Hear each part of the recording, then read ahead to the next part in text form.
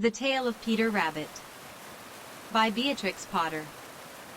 Once upon a time there were 4 little rabbits, and their names were Flopsy, Mopsy, Cottontail, and Peter. They lived with their mother in a sandbank, underneath the root of a very big fir tree. "Now, my dears," said old Mrs. Rabbit one morning, "you may go into the fields or down the lane, but don't go into Mr. McGregor's garden. Your father had an accident there. He was put in a pie by Mrs. McGregor. Now run along and don't get into mischief, I am going out." Then old Mrs. Rabbit took a basket and her umbrella and went through the woods to the baker's. She bought a loaf of brown bread and 5 currant buns. Flopsy, Mopsy, and Cottontail, who were good little bunnies, went down the lane together to gather blackberries. But Peter, who was very naughty, ran straight away to Mr. McGregor's garden and squeezed under the gate. First, he ate some lettuces and some French beans, and then he ate some radishes. Peter was feeling rather sick. He went to look for some parsley, but round the end of a cucumber frame, whom should he meet but Mr. McGregor? Mr. McGregor was on his hands and knees planting out young cabbages, but he jumped up and ran after Peter, waving a rake and calling out, "Stop, thief!" Peter was most dreadfully frightened. He rushed all over the garden, for he had forgotten the way back to the gate. He lost one shoe among the cabbages, and the other amongst the potatoes. After losing them, he ran on 4 legs and went faster.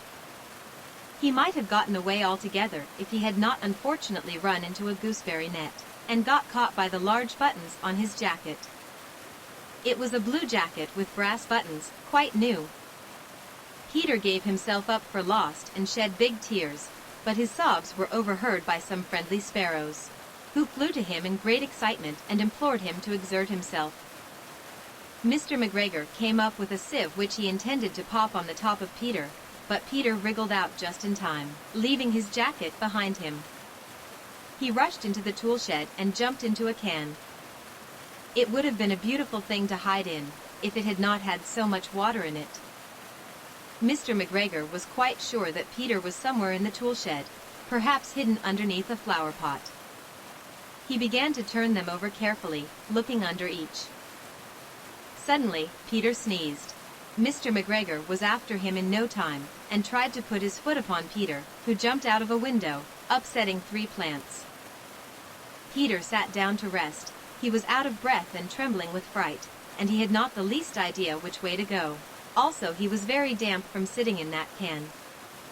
After a time he began to wander about, going lip-pity, not very fast, and looking all around.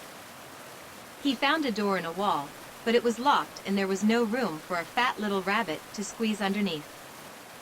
An old mouse was running in and out over the stone doorstep, carrying peas and beans to her family in the woods. Peter asked her the way to the gate, but she had such a large pea in her mouth she could not answer. She only shook her head at him. Peter began to cry. Then he tried to find his way straight across the garden, but he became more and more puzzled.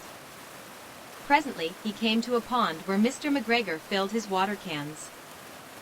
A white cat was staring at some goldfish. She sat very, very still, but, now and then, the tip of her tail twitched as if it were alive. Peter thought it best to go away without speaking to her. He had heard about cats from his cousin, little Benjamin Bunny. He went back towards the tool shed, but suddenly, quite close to him, he heard the noise of a hoe, scratch, scratch, scritch.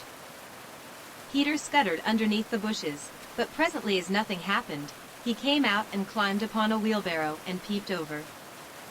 The first thing he saw was Mr. McGregor hoeing onions. His back was turned towards Peter and beyond him was the gate. Peter got down very quietly off the wheelbarrow and started running as fast as he could go, along a straight walk behind some black currant bushes. Mr. McGregor caught sight of him at the corner, but Peter did not care. He slipped underneath the gate and was safe at last in the woods outside the garden. Mr. McGregor hung up the little jacket and shoes for a scarecrow to frighten the blackbirds. Peter never stopped running or looked behind him till he got home to the big fir tree.